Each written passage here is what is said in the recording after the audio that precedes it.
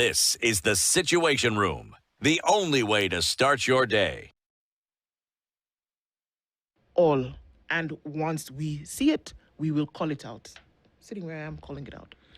You know, what's even worrying more is the regional leaders who argue. We have the East Africa community that then recognizes human rights. I mean, look at what is happening in Tanzania. Look at what is happening in Kenya. Look at what is happening in Uganda. And one asks yourself, from what script are these individuals leading these governments reading from? No, there's no script. You know what I mean? It's just waking up in the morning and saying, okay, how are we going to do it today? Yeah. And then once you started on something, no, you're not listening to any kind of reason whatsoever. And then you continue in that way. Yeah. Look, there are conversations to be had and we will have them. We'll have them. So Luhimbo, very good morning to you. Osana Emily says good morning. A weekend it was. Willis told us that elections are today, but we never took him seriously. And here we are. Exactly. He's coming back. It was very interesting because on Friday at about 10:30, Willis sends me a message and he says, bam, I told you. And I was like, wow. Because remember, he said it here first. He said it, So he said, okay, fine. Come back here and let's have a conversation about this because, my goodness, what? He actually did say it. Sam Obwemba says, good morning. IEBC need to buy calendars from 2022. They've carried us for fools too long. As from Kesho, no one has a term officially. And that's the truth. That's the and how heavy is that? You know, I was having a conversation with someone, and this is what they said, where then, say, even the military would take orders from the commander-in-chief. But what happens when then the term of that president stops being there? Who exactly do the military take orders from? That would have to be the chief of staff. So imagine having a president in office who does not have control over the military. You have an entire house that is in charge of passing laws, but they can't do that because they do not have the legitimacy to do that. Think about cabinet secretary comes to tell you nimepeana order as who? Get out. You have no job. Yeah, I'm telling you, that's 7 o'clock conversation. I'm waiting with bated breath because please explain to us what it actually means. Yeah. And can you imagine if people were actually following the rule of law? I know. What a joy that would be. Yeah. Okay. So let's see what that looks like. Kiari Peter says, good morning, tuning from Mombasa. Religion should make us gentler, not louder, humble, not superior, more loving, not more judgmental. Absolutely. Dante says, good morning. Have you read Dante's Inferno? It's an interesting... Okay, well, it's not called Dante. The story behind Dante's Inferno. Yeah. Anyway, I need to gather my thoughts. I wonder how suffering Kenyans feel seeing the displays of opulence begotten from Kenya's money being looted all over. We are not yet angry enough. Nope, you know. No. Raimtula Omar says, good morning from Nairobi. Rose Grace is also tuned in. Ndu and I said, a blessed week ahead may be filled with abundant blessing. Amen. Erica Ward, good morning. Good morning to you. Ruben Kivuva is tuned in from Isinya. And Sam says, good morning, tuned in from the cold room of Gong. It must be quite chilly this morning. Michael Olande says, good morning from 1,000 Hills. A very good morning to you. The hills are alive with the sound of music. Okay. Gosh. Rwanda. Exactly. Wangi Juma says, good morning, Spice. How are you all this Monday? Aluta continua. Anyway, Tamni Moja. Okay, sawa. So Peter Kimani says, good morning, tuning from the land of 1,000 lakes. Ooh-wee. That's Mala. Which one is land of 1,000 lakes? So I beg. Tumetoka land of 1,000 hills, 1,000 lakes, Nigani. You just mentioned it a few weeks ago, actually. Is it Malawi? That's what I thought. But you know, I could be thinking my own things, but it's okay. Raimtula Omar says, Ndu, we in the shipping and logistics and clearing agents are being invited to State House. You guys fashion on point. Asante sana. Oh, it's the shipping people. You guys are coming next. Okay, yay. Ryan Shege says, good morning. Just realized I've been listening to this show since my first year in undergrad, and I'm now completing my master's thesis. Thank you so much for the great conversations throughout. Wow, Brian Shege, that's fantastic. Minnesota. Land of 1,000 lakes, but it's not. Is it called 1,000? It's Minnesota. It's a state in the U.S. Okay. Yep. It's called the Great Lakes area. Anyway, lakes somewhere. Whichever, somewhere. But there are many lakes. Anyway. Yeah, Minnesota, good morning. Just Nature says, good morning, Spicy Ndu, etc. and fellow Kenyans. So if you are to do an assassination, you go to the police. Look, there are many questions there. We'll ask them in just a bit. Yikes, because what? Why? Tell me why. Is there someone who has been convicted previously? Is a police officer serving? Why? Why? Kai. There's a song for everything, I'm telling you. Roger's Live says, Sabalheri Team Spice. Nasikunjema to you too, Asante brother. Oh, when Emolu says, please boost signal in Bomet. Kericho, they're not being nice to you. You're too far from Kericho. Okay, let's talk to the guys in Kericho. Okay. They can send you some signal. Ama? Yes. Joe Gemma says, good morning. Team Spice, yes, into Katani somewhere behind Mulolongo. Cindy, over there. I knew. Wanda, I really love it when it breaks into song after a thought. I don't know. It's just every penguin has a song. I mean, into your voice is so melody. It's in its own segment. I promised Evie I would go to the studio. It's still in the thought. It was last year. Shh. So it's just juicy too. I'm just whispered. Polo Laka says, good morning, great work, great week. Good morning to you too. Leo says, hello, Princess Ndu. Good morning to you. And Aseto, when you see a case not being pursued by government of the day, it's politically controlled. A few days we know 3 cops killed the psychologist. Yeah.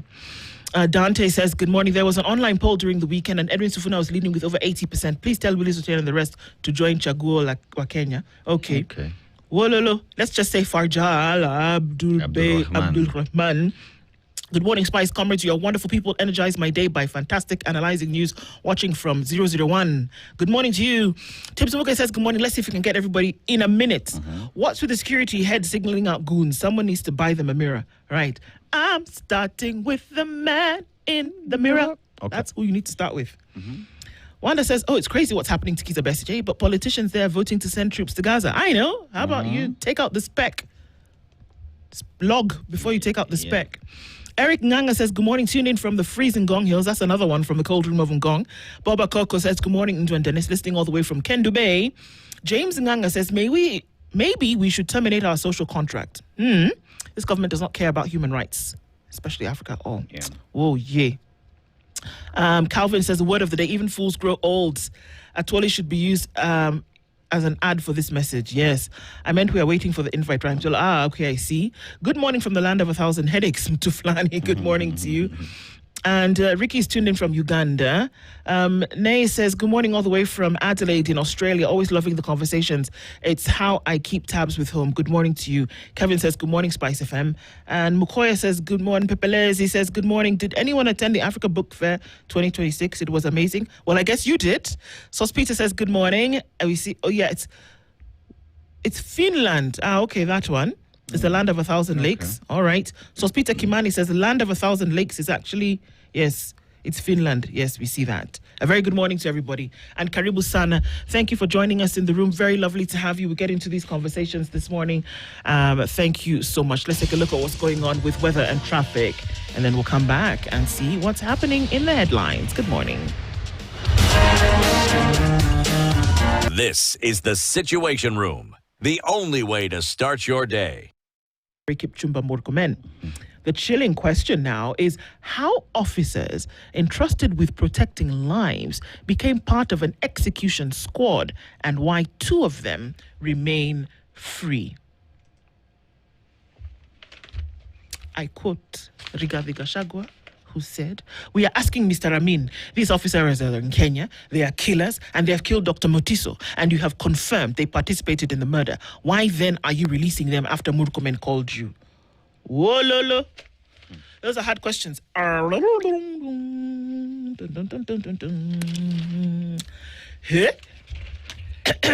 Sema indictment. How do you spell indictment? Indictment.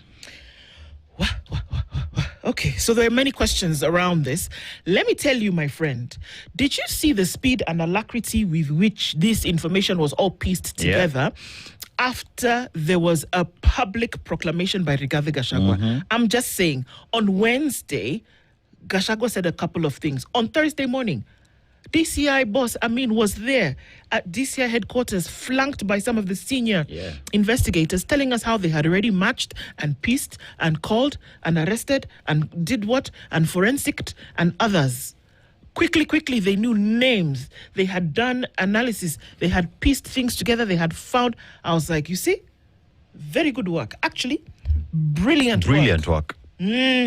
But you cannot tell us, like now, who beat up Eric Otieno in the cells last week on Saturday. Where you have CCTV cameras.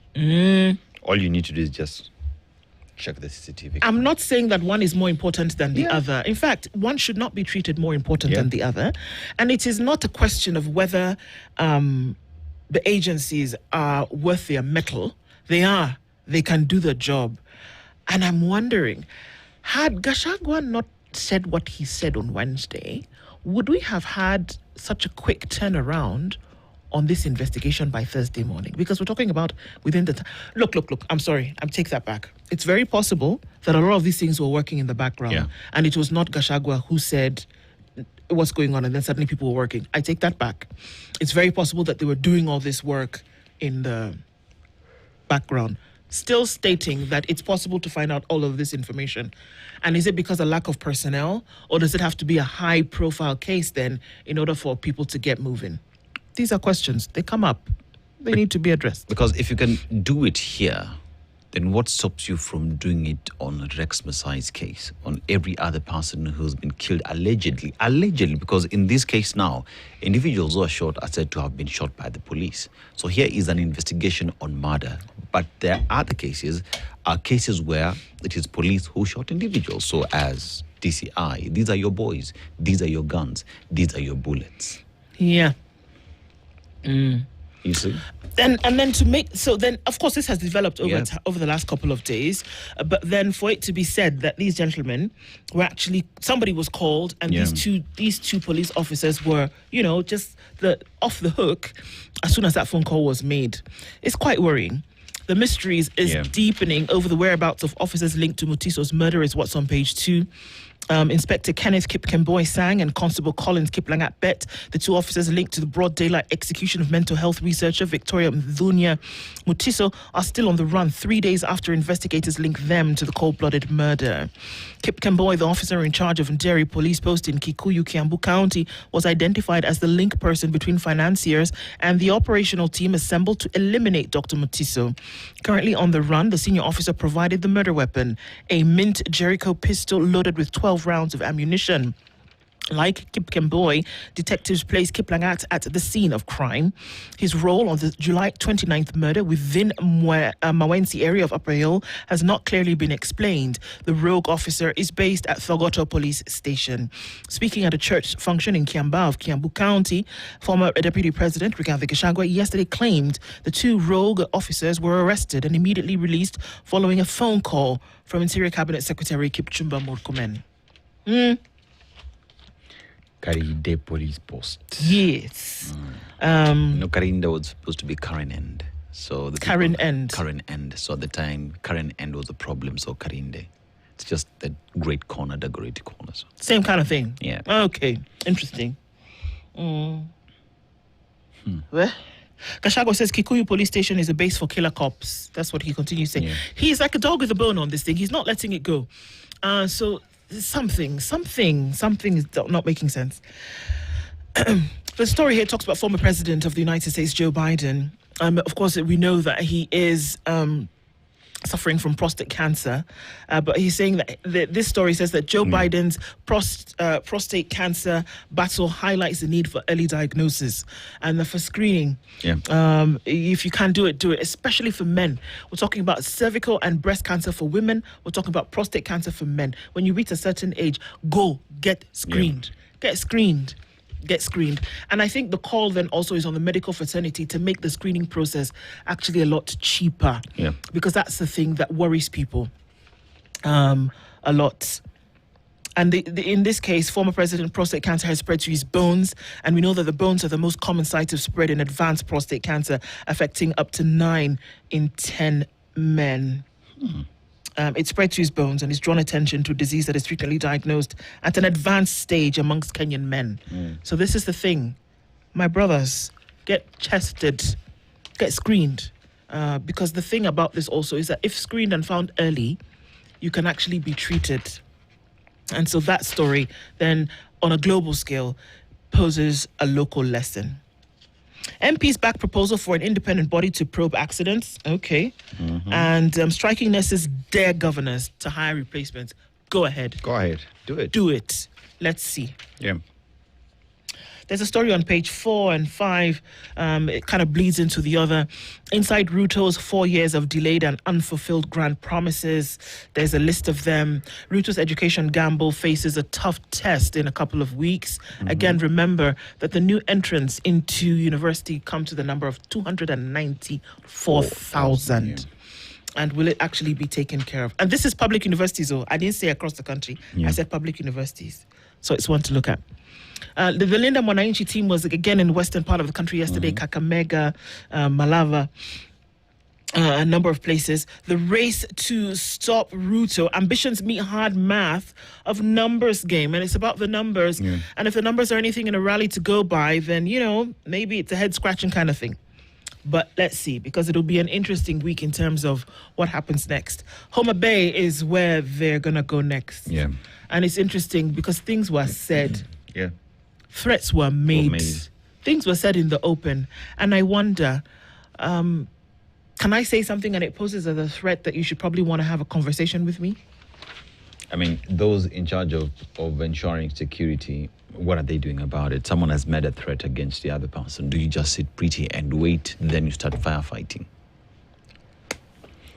Well, this is my motto. Want to go to page 8? I Let's think go that to story page you might 8. like it. So yeah, IEBC sets 6.1 billion shillings as presidential election campaign spending limit for when are we having the elections? The court has spoken. Bwana Ethicon, please advise us. We are confused, So now for governor, senator, and county woman member seats, the highest spending limit in Nairobi is capped at 181 million shillings. For MPs, the highest limit in North Horr is set at 100 million shillings. I don't have a problem with all these limits that are set. My question is, are we going further to look at the source of these funds? Because that ought to be the conversation, because you're saying 6.1 billion shillings. Okay, fine, 6.1 billion shillings. Where are these individuals getting 6.1 billion shillings to spend in a campaign? Because at the end of the day, the president gets how much a month? Then do that times 5. Okay, fine. So if you're spending 6.1 billion shillings, where did you get 6.1 billion? Sindo? These are questions we're supposed to be asking ourselves, not just setting caps of how much anyone can spend. Money laundering is real in this country. Corruption is real in this country. By the way, what happens if, you tell me I can spend 6.1, then I spend like 7? 7. So, and then I win the election. Yeah. Then what? Do you say that I won illegally because I spent more money than the law allowed me to spend? That's the thing. I wonder. And how would you know? How would you know? That's the thing. That's Am I the supposed thing. to give because you receipts? If it's 6.1 million, so being spent Billion. on what exactly? Billion. So on what exactly am I spending it? T-shirts? Cindy, you are traveling, ama you're nipatie feeding patia people, watu. giving watu money. So how do you track that? That's my question. You come and put numbers here for us. How do you actually track that you spent 6.1 billion shillings? Yeah. How? Oh, but they're saying here, political parties, 24.4 billion shillings selling. So here's at the expense. So transportation at 16.1 billion. Hey, advertising and media, 2.5 billion. Election agents, 2 billion. Administration, 1.2 billion. Venues, 375 million. Campaign personnel, 332.9 million. Security, 285. Nomination fees and charges, 213.8 million. Okay. Machakos residents suffer as county leaders remain locked in budget rows. So Machakos residents are staring at a crisis in various devolved services following a protracted budget standoff between a section of the county assembly responsible for budget appropriation and executive arm led by Governor Wavinya Ndeti. So these individuals just decided they're not working. That budget will not pass. As a result, the residents, the people, those who ought to be paid are not getting paid. So guys, address your issues. Fix whatever it is you have to fix and let the county move. Governor Modime rejects plan to set up memorial tree project on KPA land. So Taita Taveta Governor Andrew Modime has opposed plans to establish a Karioko memorial tree nursery project on land owned by the Kenya Ports Authority in Taita Taveta County. The 50-acre plot was acquired by KPA from a 200-acre parcel set aside for the expansion of the defunct Taveta Town Council. So what's the problem? You don't own the land. Someone else owns the land. They want to use that land for something else. So what's the big deal?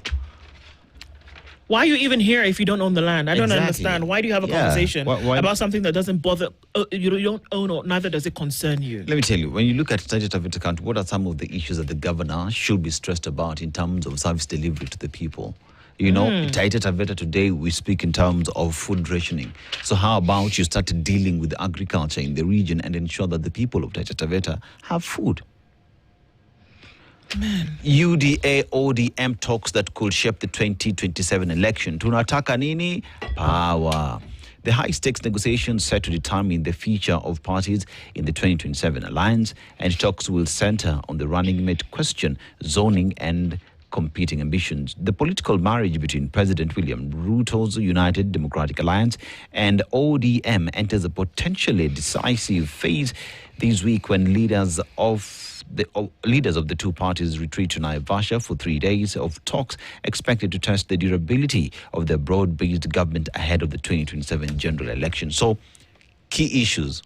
Number 2 position, right? There is the equally zoning. Remember, within ODM, there are members who are saying, this zoning issue, achana nayo. Like even UDA is saying, let's just go about it. But ODM says we want zoning. Our area is our area. Don't come and bring people to run because we are in this marriage together. Let's see what they will decide. And if at all, ODM will be pushing for the deputy president slot and what that would do to Deputy President Kithure Kindiki and Mount Kenya region. But took training back on despite Dale standoff. 58 sex abuses as well. So rape and defilement claims have intensified scrutiny of British military operations in Kenya, and Parliament demands strong accountability before renewing the Kenya-UK Defence Pact. So if Parliament demands strong accountability before renewing the Kenya-UK Pact, how is it that they're training if we've not agreed on the modalities? Who called who? Who gave the green light? And if Parliament has not approved it, are they operating in the country illegally? Yes. And that's okay. I mean, I don't even know how else to say it. Kenya and rule of law. Do you go together or one is left behind?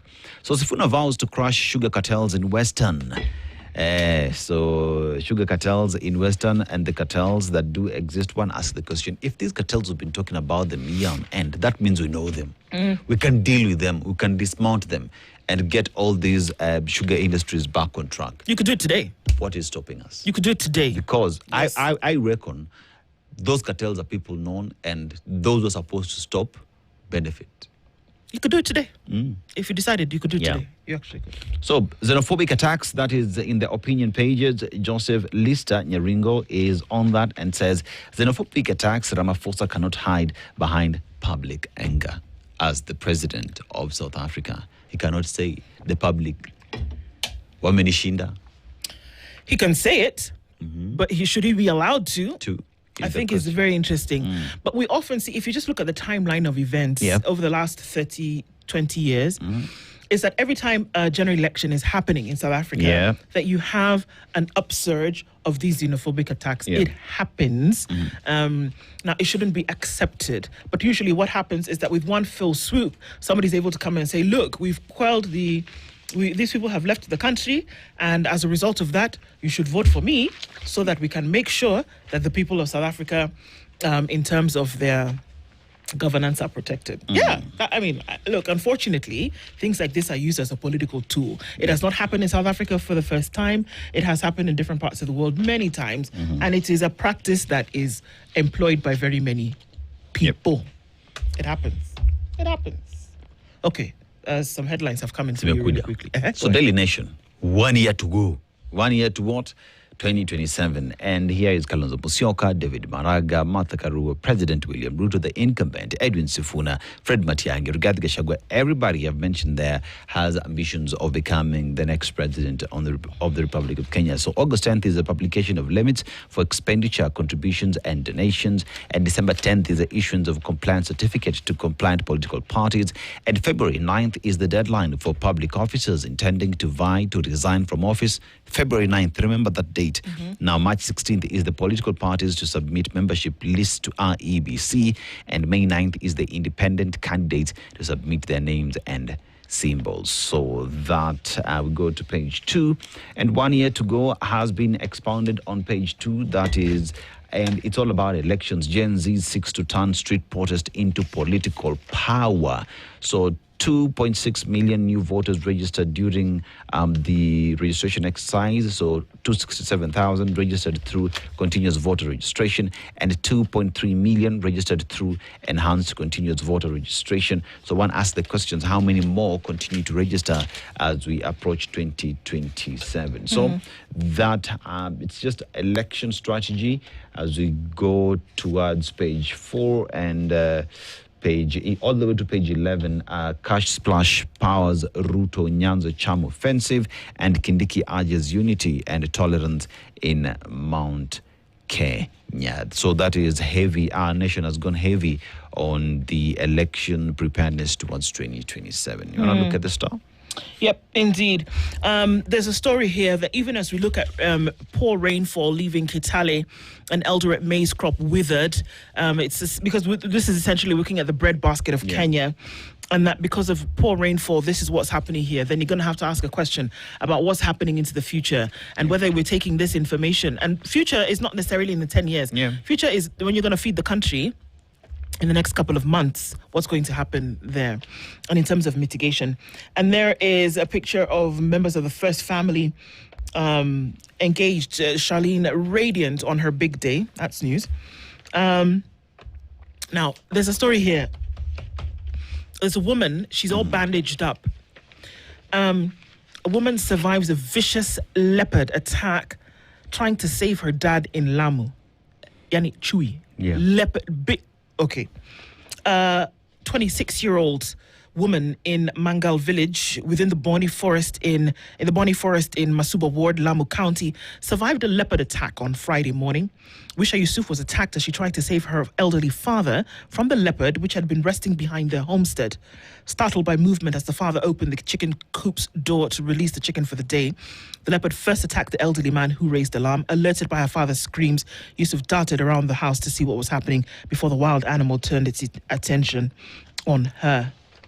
She's alive. Yep. She survived that attack, and she also saved her father in the process. Wow.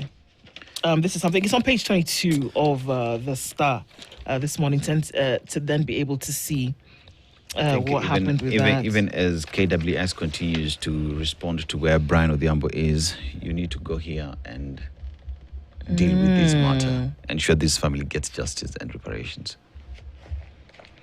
So this is interesting because a neighbor came out as he was responding to the screams, and he battled the leopard, managing to kill it and averting an even bigger loss in the process. A nearby community health promoter gave use of some life-saving first aid before she alerted the Lamu County Emergency Operations Center. She's got, my goodness, terrible gashes on her head.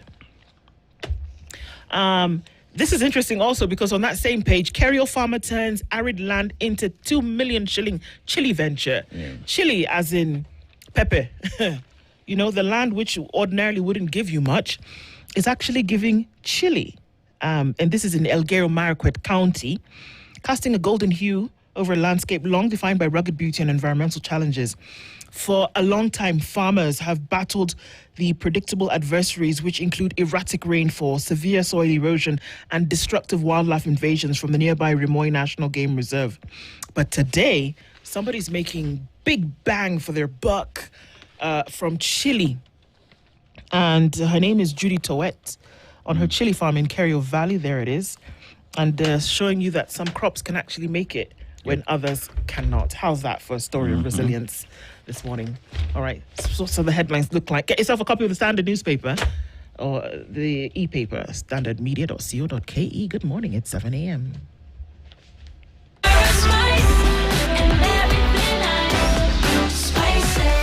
Spice up your... This is the Situation Room, the only way to start your day.